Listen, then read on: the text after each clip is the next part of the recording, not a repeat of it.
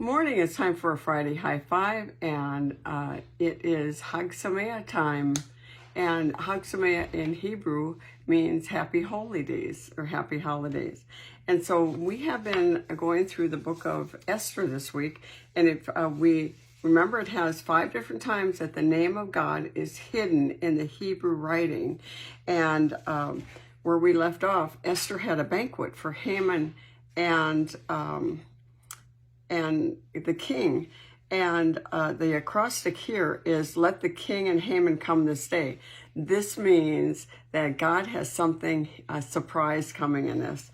The third acrostic is found in 5:13, where wicked Haman, and if you're having a Purim party, you probably already have one of these, they're called Purim groggers.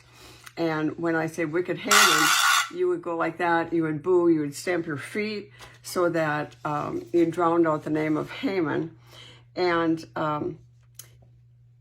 he says to his wife, you know, this avails me nothing.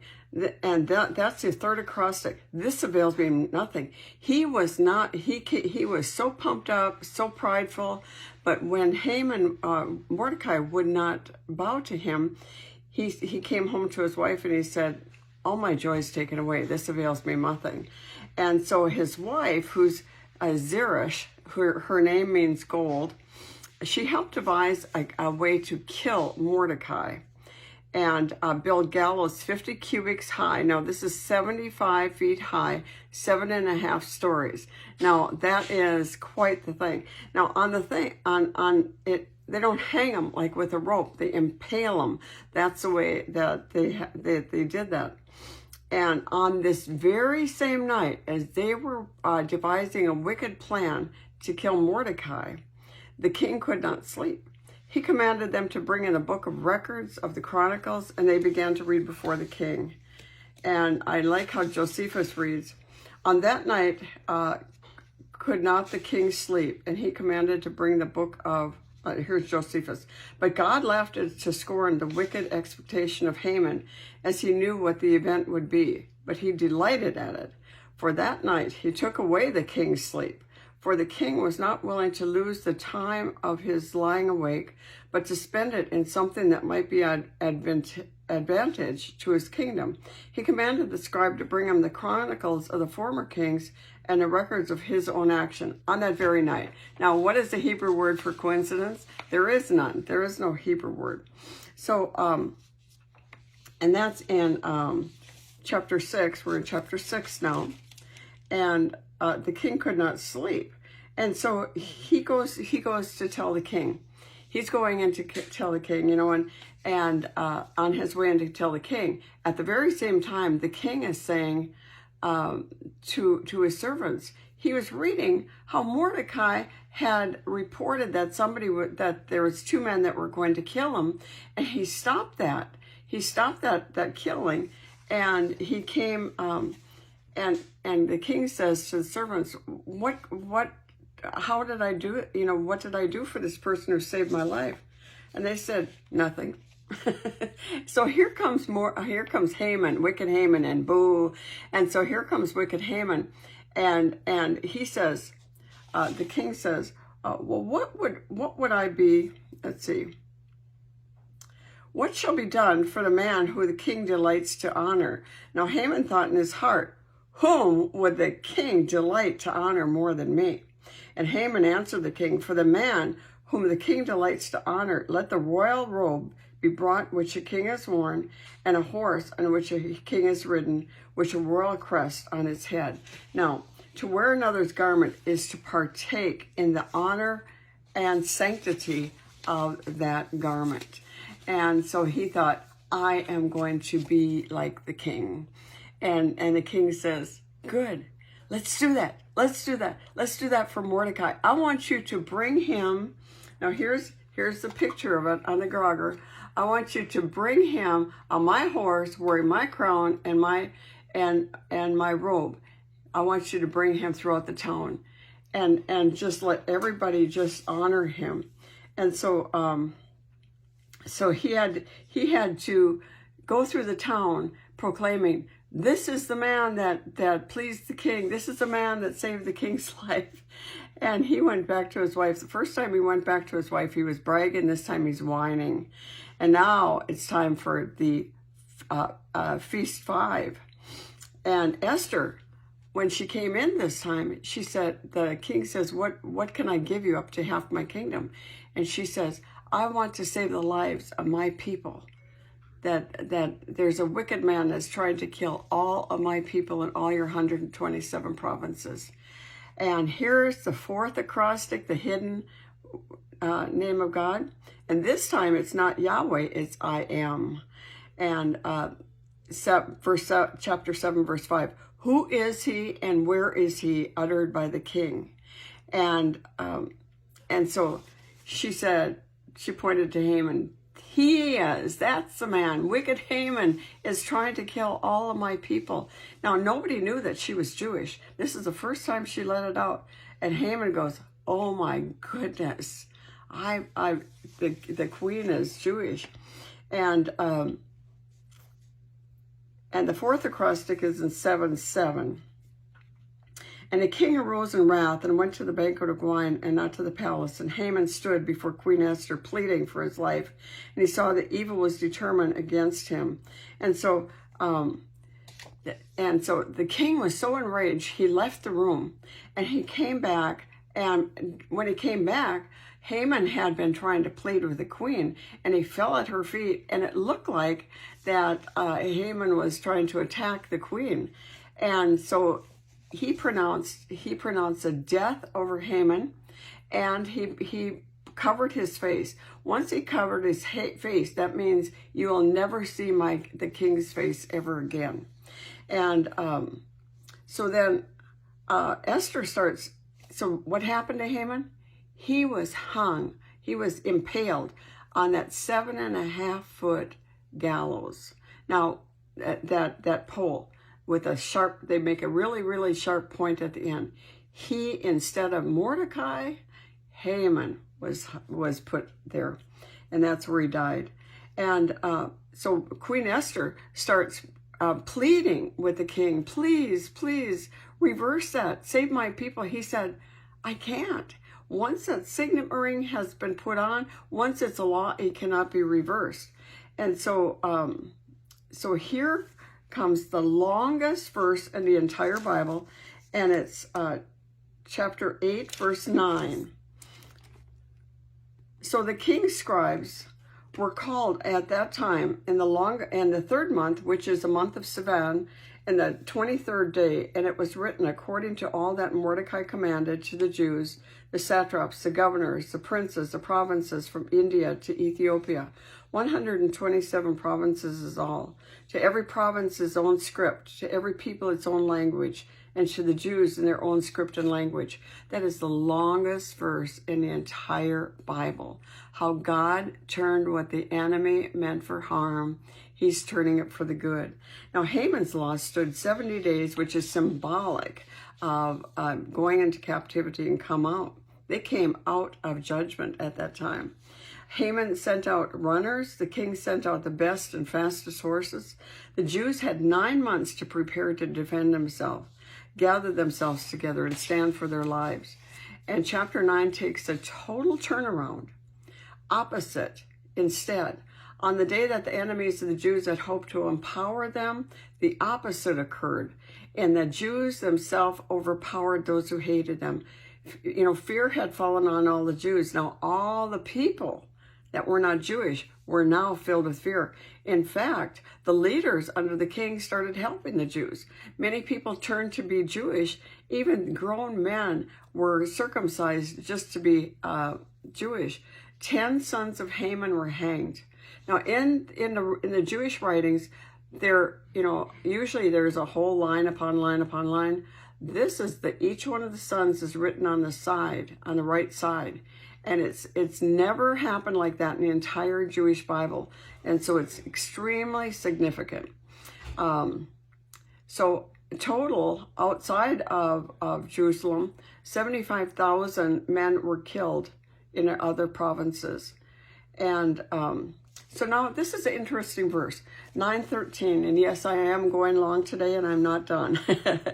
Then Esther, 9:13, then Esther said, if it pleases the king, let it be granted the Jews who are in Shushan to do again tomorrow, according to today's decree. And let Haman's 10 sons be hanged on the gallows. Wait a minute. Haman's 10 sons were hung over, they were already killed. They were already impaled. And she said, and this is really a hidden prophetic thing. The sages say tomorrow, that is now, and tomorrow, which is later. And what happened is in 1946, 10 of Hitler's men, who really was a likeness of Haman or the Antichrist, his 10 of his soldiers, his main people, were killed. And it's really uncanny, equally uncanny, that the date of the execution was October 16th, 1946, fell on Hoshana Rabbah, the 21st of Tishri, the 7th day of Tabernacle, which is a final sealing of judgment. Now, isn't that interesting? And so everything that Haman had was given to Esther. Esther gave it to Mordecai. Mordecai became the second in leadership of all of underneath the king. He took Haman's position. So let me read to you the insteads of the book of Esther, because this book is full of insteads. Now, they're trying to take away, they're coming against Christian rights, they're coming against conservative values, they're trying to take away the rights of the Christian, and there's a great anti-Semitism throughout the land. Now, let me tell you the insteads, because remember, God is still working.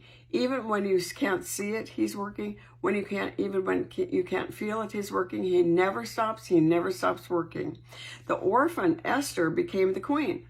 The scribes, the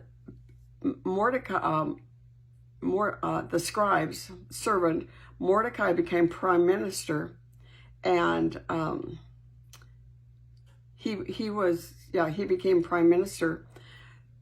The queen Vashti was dethroned, promoted heads over princes. As Haman was hanged, his 10 sons were hanged, and they wanted to destroy, to kill, to annihilate, to plunder possessions of the Jews, and instead they got to defend himself. Mordecai hung on a gallows. By the way, they would not let any of the Jewish people have weapons. What is happening right now is they're wanting to take away the guns and any way to defend themselves from the Christians. So let's go back to this. Destroy, kill, annihilate, plunder possessions was the first degree to the Jews, and instead they were able to defend themselves. Mordecai, instead of hanging on the gallows, that Haman and his 10 sons hung on a gallows. Instead of Haman receiving honor, Mordecai received honor. Instead of slaves of fear, the Jews got safety. Instead of fear, remember, Esther was fearful. She received favor.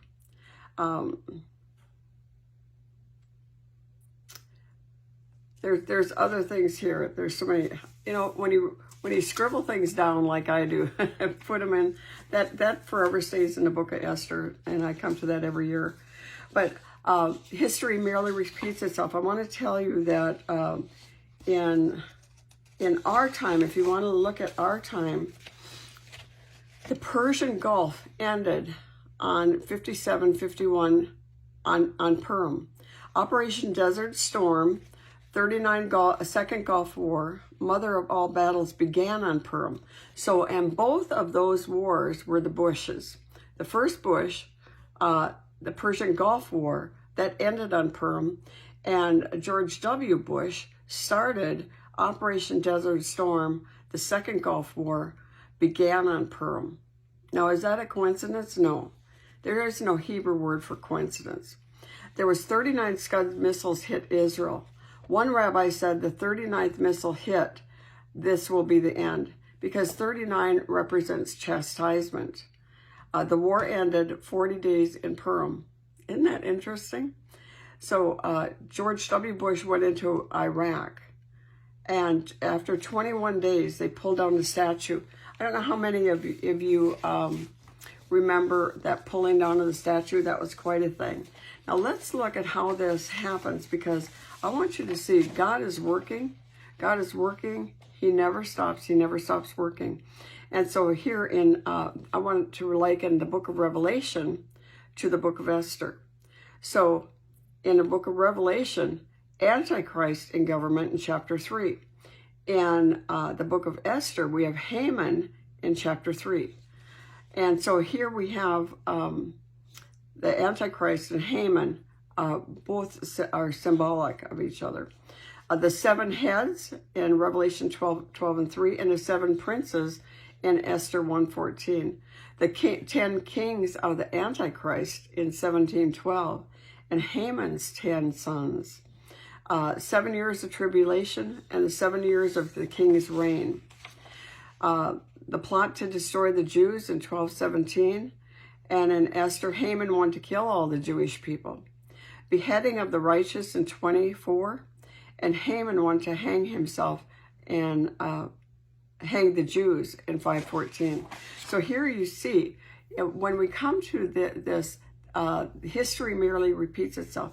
When you come to the end of the book of Esther in chapter 9, they are told, celebrate this two-day festival, started last night, 2-day festival, celebrate it. And one of the things you're supposed to do is give gifts to the poor. You're supposed to share gifts. You're supposed to give offerings to poor people. I like to give it to Hope for Israel. I give that online. And if you're going to have a celebration, you're going to have a celebration Hamastasen. And these are, it's a name for Haman's hat.